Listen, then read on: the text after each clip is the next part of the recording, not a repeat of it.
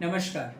पढ़ोगे नहीं तो आगे बढ़ोगे कैसे के अगले एपिसोड में मैं सूर्य प्रकाश सिंह यूसेन मास पब्लिक स्कूल के बिहाफ में आज जब बच्चों का गर्मियों का और छुट्टियों का दौर चल रहा है, जहाँ पर बच्चे गर्मी से बचने के लिए या तो अपने गांव चले गए हैं, या तो अपने नानी के घर हैं, या तो शहर में हैं। ऐसे समय में मैं आपके सामने कुछ होमवर्क की टिप्स लेकर आया हूँ और मैं चाहूँगा कि यह एक ऐसा होमवर्क है जो सिर्फ स्कूल बस हमारी स्कूल के लिए नहीं है, बल्कि एक ऐसा होमवर्क है जो संपूर्ण शहर और संपूर्ण बच्चों के लिए है।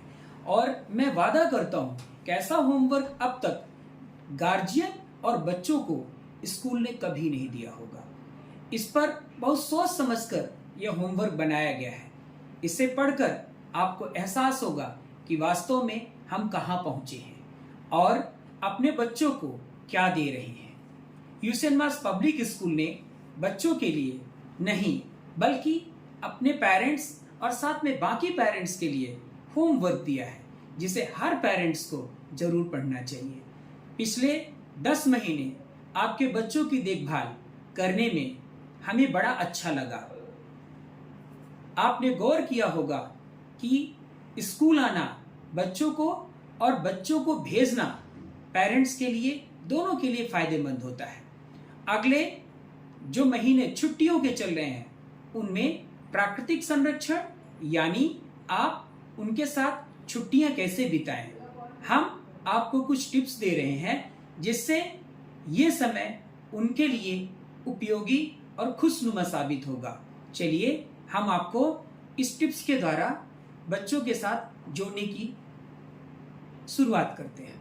आप अपने बच्चों के साथ कम से कम 2 बार सुबह दोपहर शाम के बीच में खाना जरूर खाएं।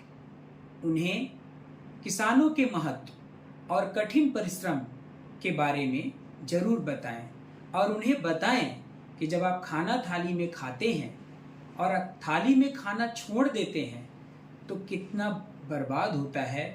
और अगर वहीं पर गरीब व्यक्ति जो होता है, जो ऐसा आपके जैसे खाना नहीं खाता, तो बेचारा खाने के कारण भी मर जाता है। इसलिए आप जो खाना खा रहे हो उस प्रसाद को पूरी तरीके से खाओ, खाने को बर्बाद न करो। और खाने को उगाने में किसान कितनी परिश्रम करता है, क्योंकि हमारे और आपके बीच में हम सभी किसान के घर के बच्चे हैं जो उसके महत्व को जरूर बताएं। दूसरा है, खाने के बाद उन्हें गांधी जी की तरह सेल्फ डिपेंडेंट बनाएं। वो बच्चे प्लेट अपना खुद धुलें। इस तरीके से अगर छोटा छोटा काम बच्चा करेगा तो बच्चा मेहनत से पीछे नहीं हटेगा। अगला टिप्स है, उन्हें अपने साथ खाना बनाने में मदद करने दें। उन्हें उनके लिए सब्जी या फिर सलाद काटने या बनाने दें, क्योंकि जब बच्चा खाली है तो उसको छोटी छोटी चीज़ों में इंटरेस्ट लगने दें। अगर बच्चा ऐसा करता है उसको लगेगा कि मेरी माँ या मेरे पिता ने मुझे कुछ भूमिकाएं दी हैं जो वो खूब अच्छे से खुशी के साथ करेगा। अगला है, 3 पड़ोसियों के घर जाए। जहाँ पर बच्चा पड़ोस में रह रहा है, मोहल्ले में रह रहा है, 3 लोगों के घर जरूर जाए। उनके बारे में जाने और उनसे घनिष्ठता बढ़ाए। मतलब हर घर के सदस्य में जो जाए तो 3 घर अगर है तो बच्चा खुलकर बात करे। अगर बच्चा बात करता है तो उससे आपको ये सीखने को मिलेगा कि वो किसी से भी बात करेगा तो शर्माएगा नहीं। अक्सर होता है कि जब बच्चा किसी नए व्यक्ति से मिलता है तो खुलकर आप जो बुलवाना चाहते हैं वो नहीं बोलता। मैं वादा करता हूँ कि अगर वो जाता है, खुलकर बात करता है, उनके बारे में अपनी डायरी में लिखता है तो बच्चे में बहुत ज़्यादा बदलाव आएंगे। अगला है, बच्चा गर्मी के दिनों में या तो गांव जाता है या तो नाना और नानी के घर जाता है।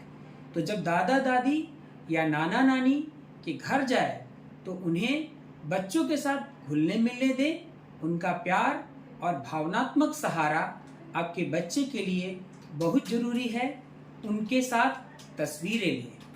जहाँ बच्चा दादी दादा के साथ गया उनके साथ फोटो खींचे, मामा मामी के साथ खींचे, नाना या नानी के साथ खींचे। और वहाँ आसपास जो बहुत अच्छी जगह है वहाँ पर जाकर उन यादों को फोटो के द्वारा सजोए। इसके बाद है उन्हें अपने काम करने की जगह पर ले जाएं, जिससे वो समझ सकें कि आप परिवार के लिए कितनी मेहनत करते हैं।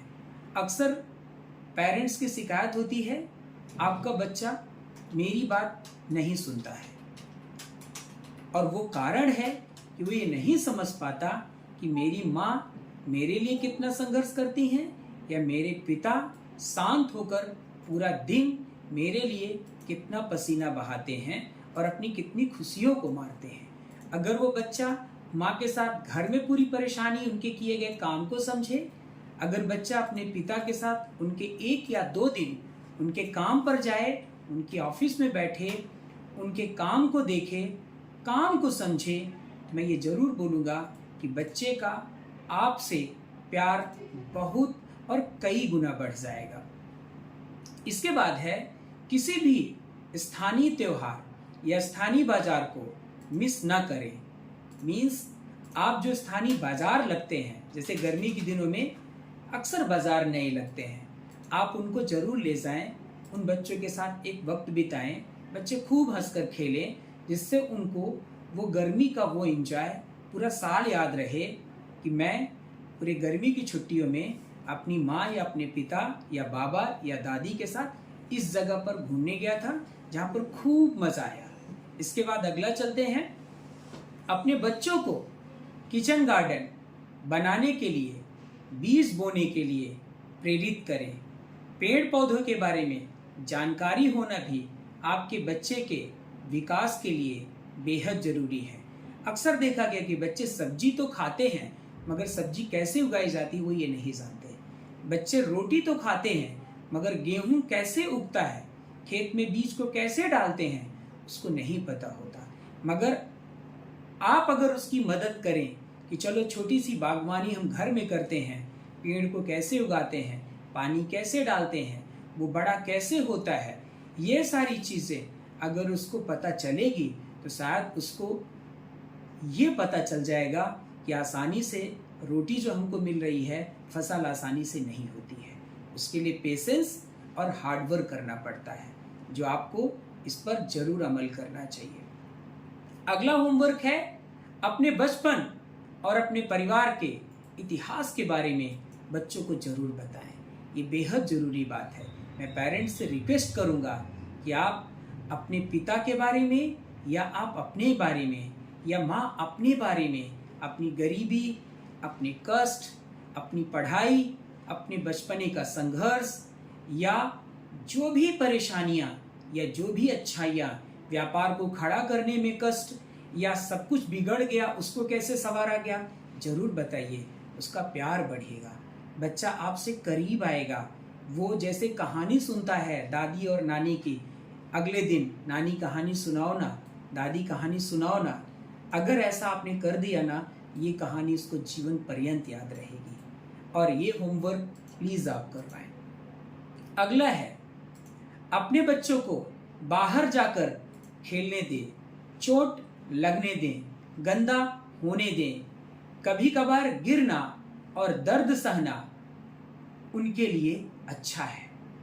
सोफे के कुशन जैसी आराम की जिंदगी अपने बच्चों को आलस की तरफ ले जाती है। सो प्लीज़ आप बच्चे को खुले आसमान में, खुली हवा में, धूल में लगती है तो लगने दीजिए, चोट लगती है तो लगने दीजिए, मगर एक टाइम फिक्स करिए, 1 घंटे के लिए घर के बाहर खुले आसमान के नीचे जो भी मन करे, मगर खेलने जरूर जाओ। ये छुट्टियों में बच्चों को जरूर करने दें।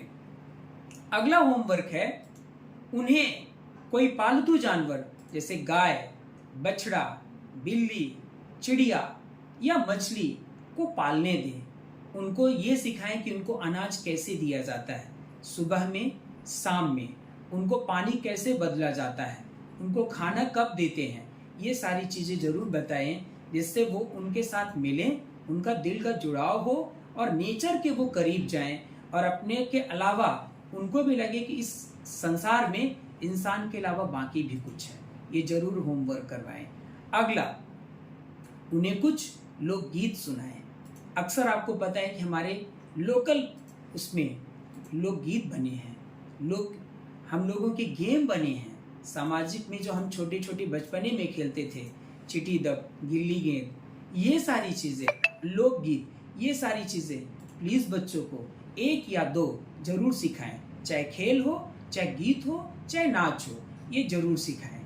अगला है अपने बच्चों के लिए रंग बिरंगी तस्वीरों वाली कुछ कहानी की किताबें लेकर लाएं, जिससे वो बच्चा स्टोरी पढ़े और स्टोरी में इंटरेस्ट ले।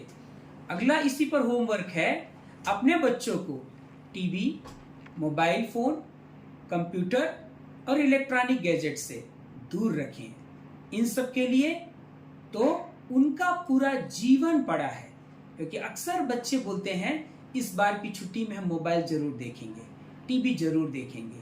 हाँ, आप मूवी फिक्स कर दीजिए कि इतनी पिक्चर आपको देखना है, लेकिन मूवी का सिलेक्शन पेरेंट्स करें। पूरी बच्चा मूवी देखे, शॉर्ट और रील्स में न जाए, तब आप बच्चे को मूवी देखने दें, मगर मोबाइल मत दें प्लीज।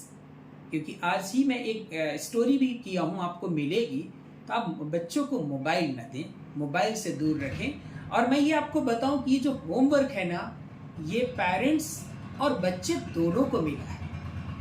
अक्सर लिखने का काम, पढ़ने का काम बच्चों को दिया जाता है, मगर पेरेंट्स को नहीं मिलता है। मैं आपसे रिक्वेस्ट करूंगा कि प्लीज़ बच्चों को वक्त दीजिए ना, अपने बच्चों के साथ बिताइए ना। बच्चे पेड़ हैं, कब बड़े हो जाएंगे, आपसे कब ऊंचे हो जाएंगे आपको पता नहीं चलेगा। लेकिन आप ये जो पल, जो मैंने आपको टिप्स दिए हैं, ये आपने उनके साथ बिताया ना, ये कभी नहीं भूल सकते। मैं आपसे उम्मीद करता हूँ कि इस होमवर्क में आप और आपके बच्चे और सीधी के सारे बच्चे इसमें सहभागी होंगे। और मैं रिक्वेस्ट करूँगा कि प्लीज़ ऐसा होमवर्क आज तक किसी ने नहीं दिया होगा, और अगर आपने भेजा तो बहुत सारे गार्जियन और बहुत सारे बच्चों को जो हमारे स्कूल के अलावा भी हैं, उन्हें भी फ़ायदा मिलेगा। अगले एपिसोड में ठीक इसी तरह से हम कुछ नए वीडियो लेकर आएंगे। तब तक के लिए धन्यवाद।